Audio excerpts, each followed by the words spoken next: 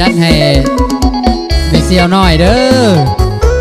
พอมาเนาะรอบสองเลยได้นี่ทุกคน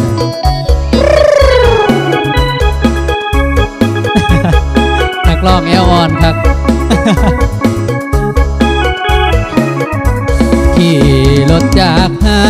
งเล่นนำทางสาวเบะศพใส่เฮ็ดจังได้สิได้รถรุ่นใหม่ๆมาขี่คือเขาขี่แต่รถห่างเหลือเกินนอกันกับเจ้า